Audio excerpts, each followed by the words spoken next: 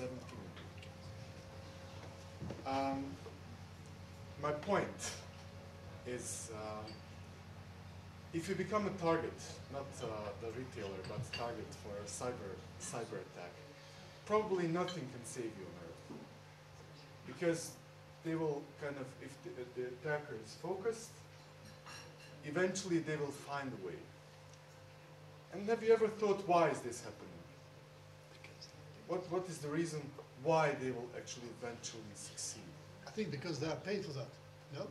Exactly, they're very motivated, meaning monetarily, but let's say the system is broken. Meaning that they know everything about us, meaning the encryption, the algorithms, everything. They know how, let's say, the security systems work, they know how the To function. we're using, which kind of firewall, what kind of security it's out there. And actually one of the main ways to, let's say, breach our security is actually on public display.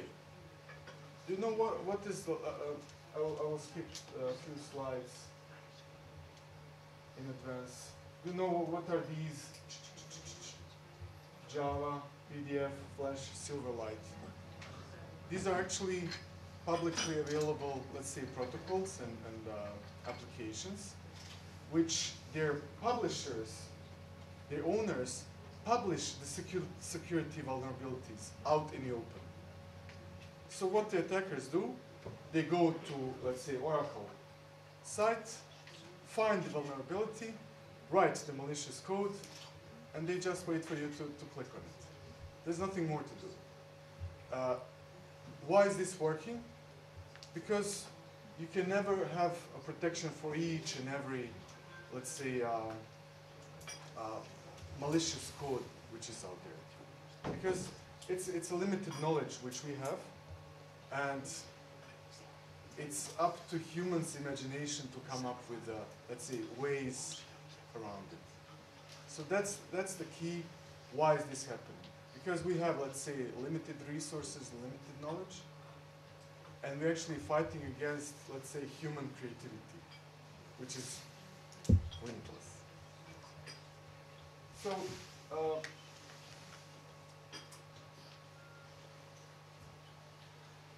this is a kind of, let's say, simplified model how it might work, let's say, in a cybercrime attack and defense.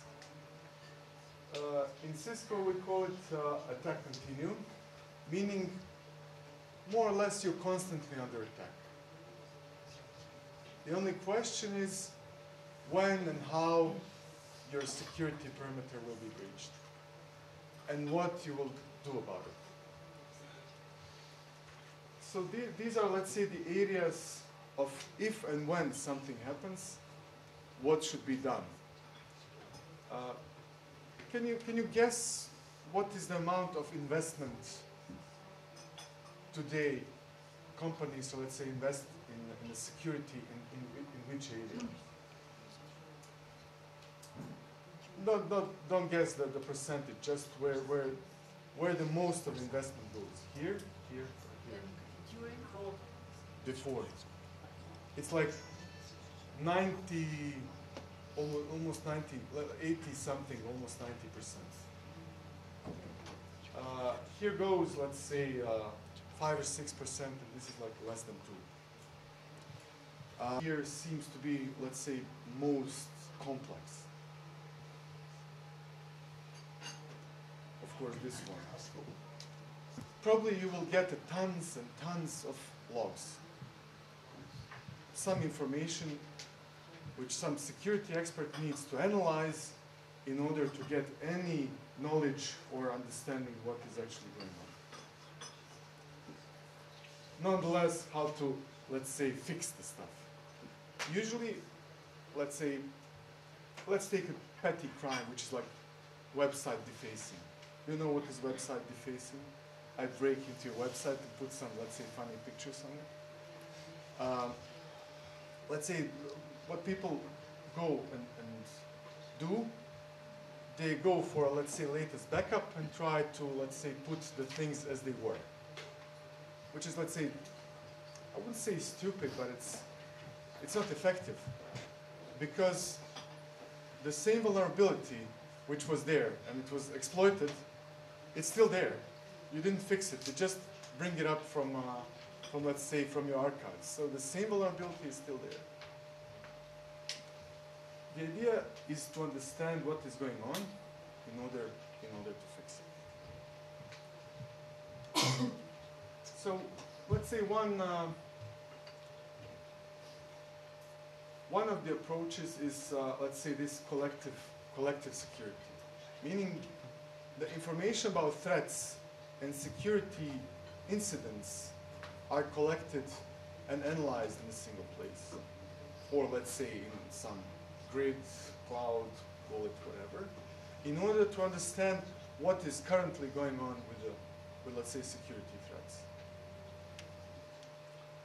And not only at that moment, so we're missing red, so it doesn't make sense, the slide, but some of the dots here are red, actually.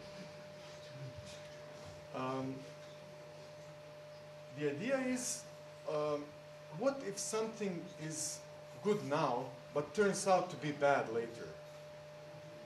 You really need to have this, let's say, not point in time, which is like next generation firewalls, blah, blah, blah, those kind of stuff, but thing which kind of has the memory and say, oh, something like that has passed the network last week, and now it turns out to be bad.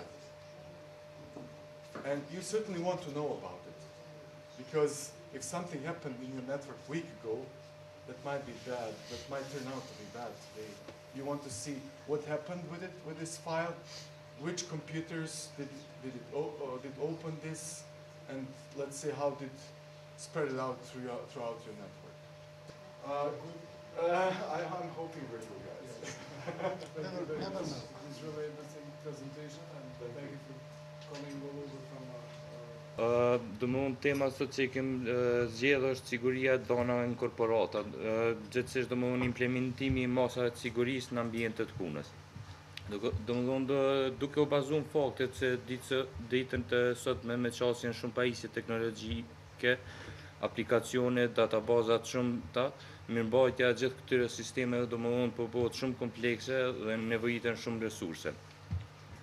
Para se të marrim ndonjë hap për me implementu ndonjë sistem I cili mund apo mos t'i përmbush kërkesat tona, s'pare çdo kompani do t'i parashtrojë disa pyetje brenda vetes, do të thotë cilat janë dhënat që duhet t'i mbrojmë na brenda një kompanie, sa janë të sigurta dhënat tona, ato dhëna do të thotë që na I caktojmë, kush ka qasje në sistem dhëna, mund të kon sistem online që kanë edhe pola e tretë në qasje domethënë në databazat tona, edhe a kemi të planifikuar mbrojtjen e këtyre dhënave.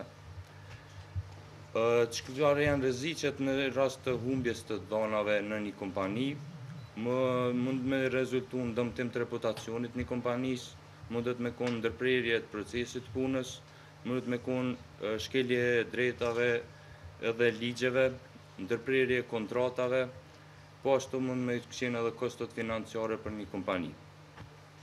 Aplikimi I sigurisë në një kompani kishte me qenë njëna prej praktika më të mira domthon e cila vetëm po aplikohet çdo ditë më shumë edhe në Kosovë, domthon është standardizimi I njëna prej proceseve me ISO 27001, domthon standardi mbi sigurinë e informacionit, e cila përfaqëson grupin e praktikave domthon më të mira për sigurinë e dhënave në një kompani. Zbatimi I ISO 27001 është mënyra më e lehtë për të mbajtur dhënat tuaja të sigurta në mënyrë të vazhdueshme, pasi standardi ka metodologjinë e cila bazohet në klauza dhe kontrollat të cilat ndërlidhen domthon me mbrojtjen e informacionit. Po ashtu standardi 27001, si dhe standardet tjera nuk janë detyrueshme për të certifikuar apo nuk janë mandatore, me thonë, se për një kompani, por aplikimi I saj domthon është si benefit për një kompani e cila përmirëson cilësinë e punës, sigurinë e dhënave brenda një kompanisë. Praktikat e aplikueshme për sigurinë e dhonave kishin me qenë njëna domthonë politika e sigurisë, e cila normalisht do të vendoset nga top menaxhmenti I lartë në një kompani. Është një dokument gjithëpërfshirës, e cila përcakton metodat për parandalim, zbulim, reagim, klasifikim edhe metodat e zbatimit praktika më të mira në aspektin e sigurisë dhonave në një kompani. Identifikimi I aseteve brenda kompanisë është lëvizja e parë, do të thotë cila do të zhvillu për një hap në sigurinë e avancuar. Duke filluar me listimin e hardverit, softverit, mediave, dhonave dhe databazave të ndryshme të cilat përmbajnë dhona sensitive. Po ashtu duhet identifikuar lokacionin edhe pronësinë e gjithë këtyre aseteve dhe kërkohet do të thotë përgjegjësinë nga pronarët të këtyre aseteve për sigurinë e tyre. Identifikimi I riskeve. Identifikimin e riskeve së pari do të thotë është faza e parë e identifikimit të aseteve. Pasi të identifikohen asetet, do të thotë cilat janë pasojat me të cilat përballet kompania si rezultat I rreziqeve dhe dobësive që ndërlidhen me ato asete.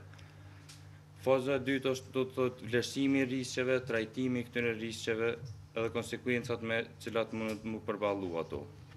Siguria fizike brenda në kompani jo vetëm se ndalon qasjen e persona në zona sensitive, por njëkohësisht kërkon edhe mbrojtjen e pajisjeve teknologjike nga katastrofat natyrore, të cilat mund të jenë ndryshimi I klimave, tërmetet e tjera.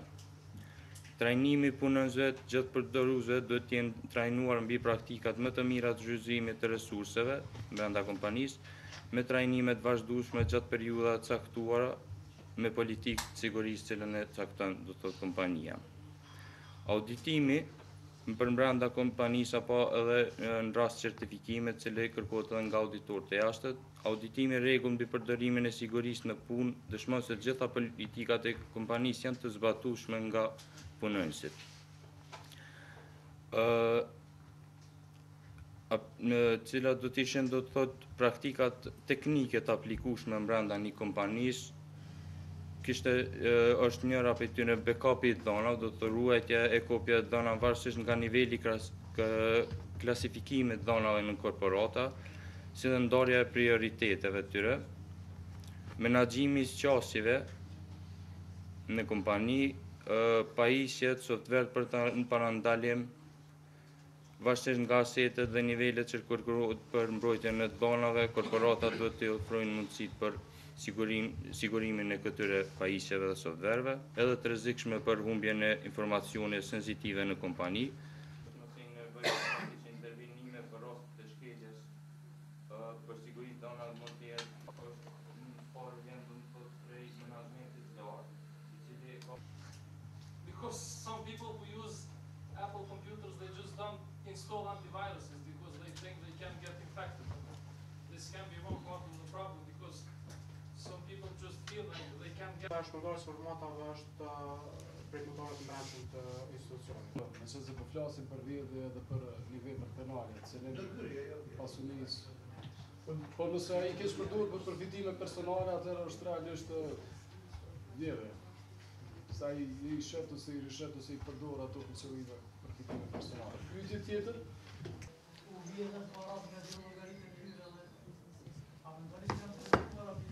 Tash realisht këtë pyetje ndoshta nuk kem persone I duan për më përgjigjen time, se realisht për antarëve tonë nuk kemi informata të tilla që u janë cënuar ndonjëherë të dhënat e tyre, megjithatë unë besoj që nëse ka raste të tilla cënimit, atë janë me siguri për shkak të mungesës së vetdijes ose të edukimit mirëfillt për sistemet edhe për mekanizma të mbrojtjes cilat ekzistojnë atje për mbrojtjen e dhënave. Megjithatë unë thash edhe një herë nuk mund të përgjigjem, nuk kemi marrë ndonjë informatë ose ndonjë ankesë prej antarëve tonë lidhur me cënimin e dhënave të tyre.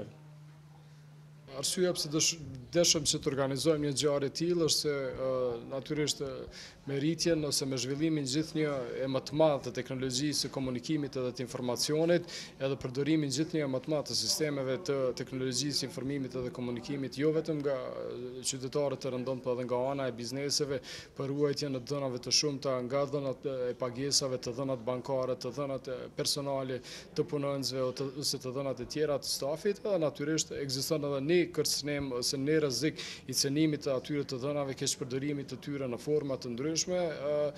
Kemi dashur që të flasim bashkë me bizneset, ngrisim vetdijen e tyre për këto kërcënime të mundshme të cilat ekzistojnë, nga kërcënimet fizike e deri kërcënimet e qëllimshme nga individët e caktuar, edhe natyrisht gjithashtu kemi dashur që nga ekspertët e kësaj fushë edhe nga kompanitë të cilat kanë ekspertizë botërore në këtë fushë, të mësojmë më tepër se cilat janë mekanizmat, ose sistemet e sigurisë, cilat mundësojnë një mbrojtje të dhënave në përgjithësi, edhe natyrisht cilat janë pjesët e legjislacionit, a ka ligje, a ka standarde mjaftueshme ndërkombëtare dhe aplikohen të njëjtat në Kosovë që garantojnë edhe mbrojtjen e të dhënave personale. Unë thash edhe gjatë tryezës, ndoshta nuk kemi shumë informacione nga ana e bizneseve nëse kanë pasur raste të cenimit të dhënave ose sistemeve të tyre të brendshme, databazave të tyre të brendshme.